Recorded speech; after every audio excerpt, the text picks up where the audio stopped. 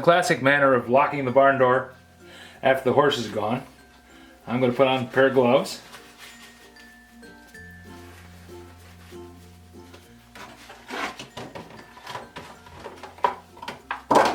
And with this diamond plate, I'm going to knock the edges off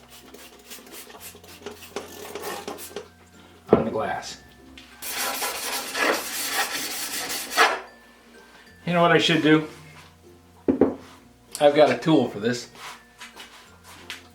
After Mom retired, she got interested in stained glass, and Mom's a lot like me. She tends towards getting tools. And one of the things that she bought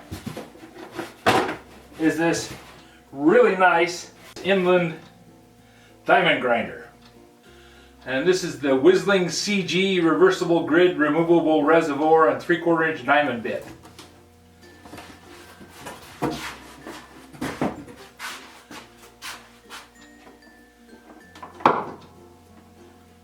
And here's the 3/4 inch diamond bit, which drops over the shaft there.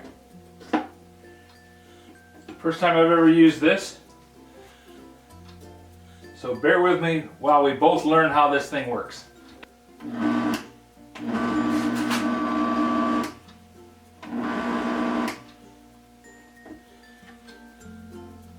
Now I'm going to assume that I want to put some water on this thing, and I wonder if Mom has a direction manual in her toolbox. Let's go see if there's actually documentation on this. Who knows? Well, here's a book from Inland on how to use stained glass tools. Sounds like a pretty good chance that there's something in here. And it says products by category. Beveling CG.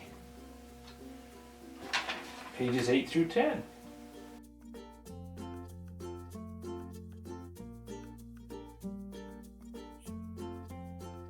It's always worthwhile to get directions.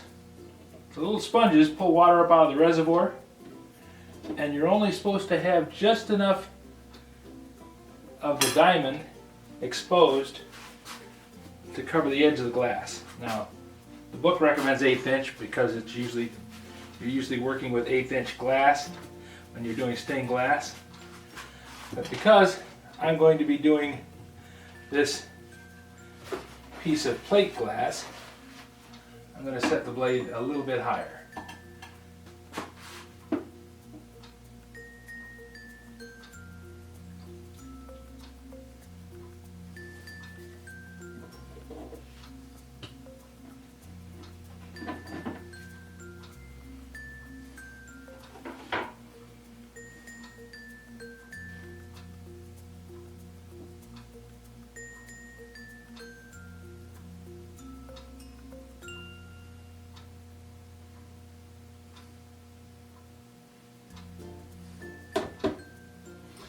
This is all new stuff to me, so I'm working my way through it slowly.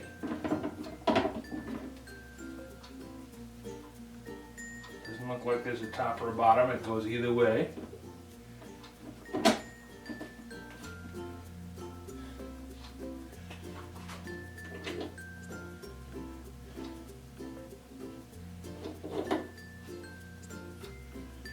The water's deep enough that the sponge is in it. That's good. I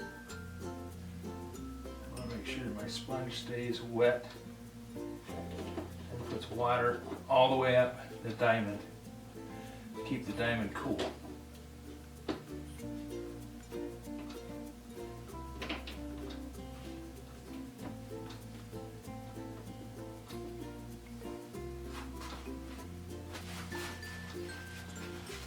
Okay.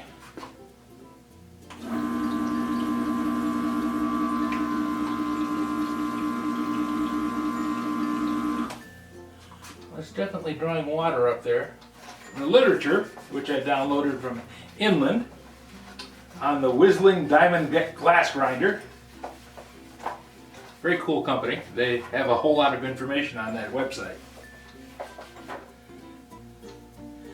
They recommend strongly that you wear a face shield. Now, Face shields are one of those things that lawyers really like because, you know, if you say, okay, wear a face shield, it takes all their responsibility away if something happens. But basically, it's one of those 2-second dumbass attack things. You're going along doing everything just the way you think it should be, and everything seems to be working just fine, and then your brain farts. Next thing you know, you busted a diamond bit, you've running a lathe, you've popped a tool, you got a chip in your face, something has happened, and next thing you know, you're in the hospital because you got something stuck in your face. Wearing one of these things is kind of a pain in the butt, but it's a whole lot easier than stitches. So let's give this thing a shot and see what happens.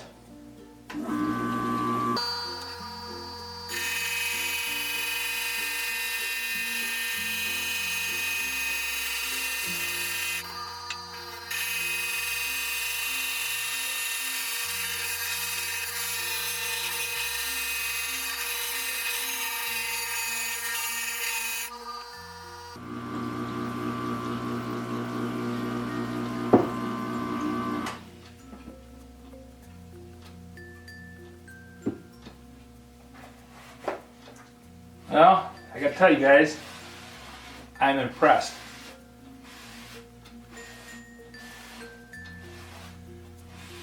I'd be really careful, the edges of this glass is really sharp now. But it's smooth. All the chips are gone.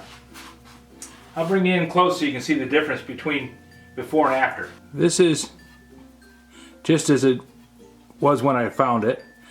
The edges have been cut, but they're ripply, and the edge and the very edge of the glass is sharp. This is where I went over it with a diamond plate, and you can see that I've knocked the edges down. You can see where the diamond actually flattened it out a bit. Now this is a lot rougher than what you might find, but it's all been straightened and it's square to the edge. I'm impressed.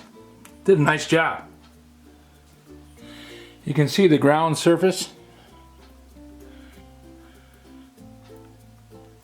and that's where I touched it up by hand. I was able to round the edge, and I'm going to have to take it down a bit more to get rid of those chips along the edge there. Maybe I can just bevel that. Really makes a big difference. I'm impressed.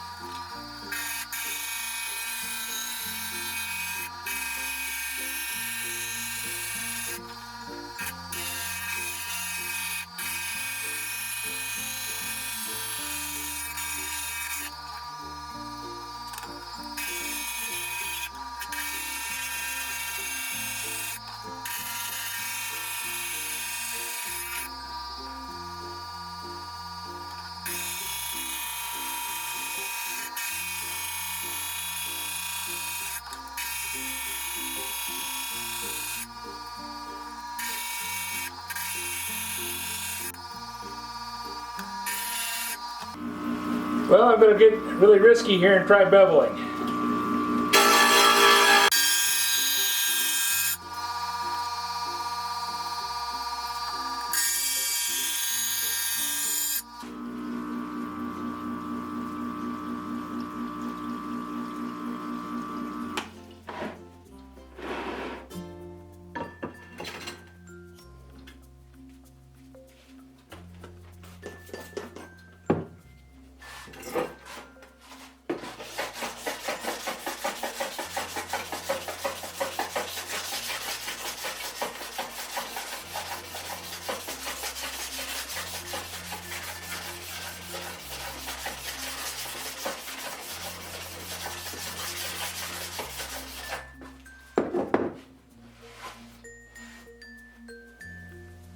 That's really cool.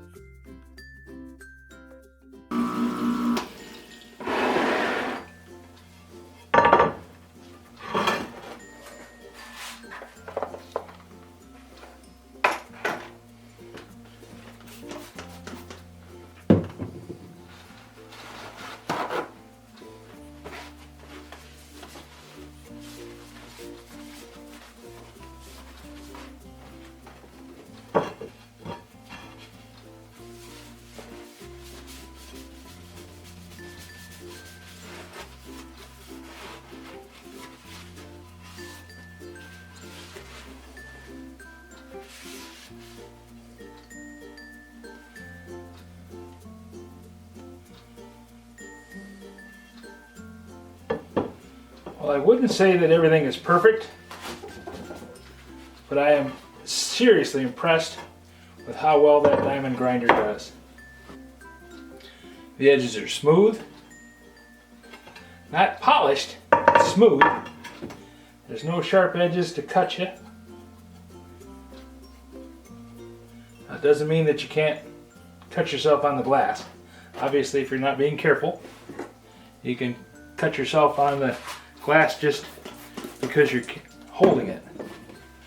As I slowly inch my way towards doing stained glass, it's another step.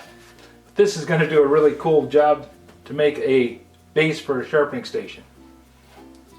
Now I have to clean up my mess.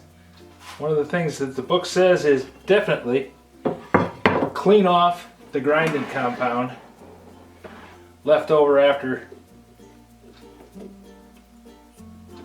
grinding the glass, because it says that will set up like concrete. And I took quite a bit of glass off of there.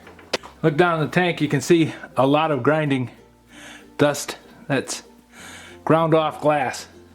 So I'm going to take this upstairs and I'm going to clean out the reservoir and clean up the grinder and have it ready for the next time.